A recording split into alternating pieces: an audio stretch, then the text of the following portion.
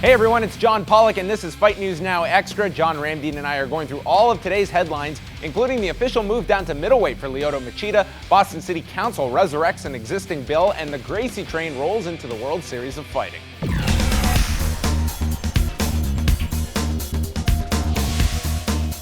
UFC President Dana White announced Wednesday night on Fox Sports Live that former light heavyweight champion Lyoto Machida will make the drop down to 185 pounds on November the 6th to headline the third UFC Fight for the Troops event, where he will meet Tim Kennedy.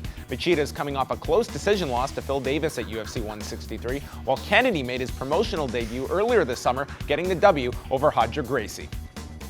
Roger is not part of the Gracie clan that will be fighting on the next World Series of Fighting card on September the 14th. The promotion announced Wednesday that heavyweight Hollis Gracie will be meeting Derek Meeman, Gregor Gracie will be taking on Rich Panashnok, and middleweight Neiman Gracie makes his professional debut against Darren Costa on the same show. And Boston City Council has passed a resolution that will not allow minors 16 years of age and under to attend any mixed martial arts events within the state. Sherdog's Jack Encarnacio did some digging and discovered that a bill already existed from 2009 banning those from that age from attending without parental supervision. So what this means is that it's just going to be enforced, whereas up to this point it was not. And we are here with John Ramdeen. Robin Black is away because he attended something that is very well known within the city of Toronto this time of the year called the CNE, and had about 9,000 calories worth of food, and he is one of many that are now sick as a result of that. Is that what you're saying, the CNA poisoned Robin Black? 100%. I don't think that's what happened. And I'm not throwing out anything that is slanderous by any stretch of the imagination. Let's chat about this story going on in Massachusetts right now, coming off a very successful event at the TD Garden. Pretty much this bill has already been on the books. It's just a case of now we are enforcing it. If you are 16 years of age or under, you are going to have to go with a parent to a mixed martial arts event.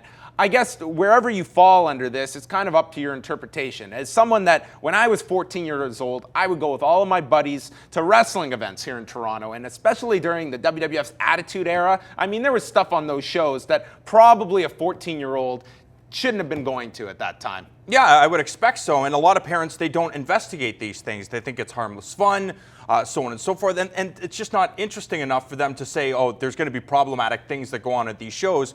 Well, same with mixed martial arts, until they hear something in the news that it's either too violent or there's some sort of controversy that makes them investigate these things. Really, if you go to any MMA show, it's the same demographic as an NHL event or an NFL event. So it just comes down, and for a lot of parents, the National Football League or the National Hockey League is not their cup of tea. There's fights that happen there. It's a violent sport, and mixed martial arts is no different. It just comes down to the parent's perspective. I'm obviously not one of those parents. I have my 5-year-old and my 11-year-old daughters watching mixed martial arts with me. I explain to them that it's competition. These guys are trying to get money and trying to get a title. And again, it just comes down to the perspective on who's trying to help the sport grow, or somebody's like, I know nothing about this. So until somebody that has some sort of background can tell me otherwise, this is the way things are going to go. And really, that's the way it's gone thus far. Look, at mixed martial arts was illegal until not that long ago in Ontario. So I just think that there is a bit of an air of inconsistency here, in that if you are a 15-year-old, you're being told in Massachusetts you cannot attend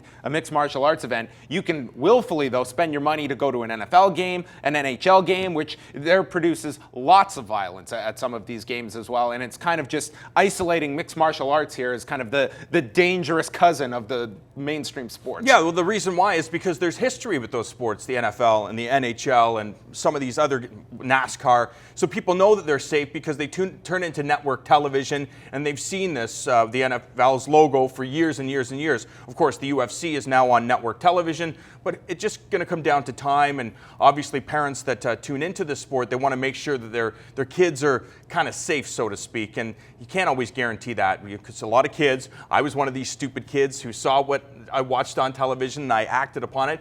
I mean, I wrestled in my parents' living room. I body slammed my brother on the hardwood floor. So you'd expect a lot of. Once knocked out my brother's tooth. Exactly. Back elbow. That's right. So a 14-year-old goes to a UFC event, has no idea how to put on an arm bar, but somehow he's busting his cousin's arm, and 2 hours after the show. I think in the grand scheme of things as well, kind of look at the big effect here. I mean, we've been to many UFC shows. Very few teenagers there, or younger kids, they're on their own. I mean, for the small audience they draw from that age bracket, they're likely accompanied by a parent anyway, so I don't think it's a big effect here, but it does probably give the UFC cause for pause here of, do we really want to go to this state at this point? I mean, it's not a market that exactly is, make or break for this company. Yeah, I mean, but again, it just comes down, the UFC's clearly, they want to make money, they want to go where they're accepted, where they're wanted, and it's all about making money in the end, and the way to do that is to really make it palatable for everybody. So I think the UFC, I'm not surprised that they take whatever stance. And I mean, for the commissions, again, they have no background. There's no playbook from this stuff. I mean, the sport has such a young history that it's just like, okay, you know what? Let it grow, let it get some time under, and then maybe we can re-examine it. Quickly, Lyoto Machida, he is going to make the cut down to 185 pounds. He's going to take on Tim Kennedy November the 6th. Do you like this fight and this move for Machida at this point? No, I don't really. Number one, I like the move at 185 pounds for Lyoto Machida, but I don't know that Tim Kennedy is the right opponent because unless you're a real hardcore fan, Tim Kennedy is not one of those guys that's a draw. I mean, he's talented. He can kind of sell the fight when he's not doing his weird, his dressing up and drag stuff. I mean, for the casual fans, he comes out and says some weird things. So maybe if he decides to go down a different route, he does know how to sell a fight. But for the casual fans, they don't know who this guy is. I think a fight at 185 pounds between Lyoto Machida and Vitor Belfort would have made more sense. I think Tim Kennedy coming out in front of all those troops is Katy Perry. Oh, gold. gosh. I don't think it's going to happen. We have more fight news now extra, and it's coming at you right now.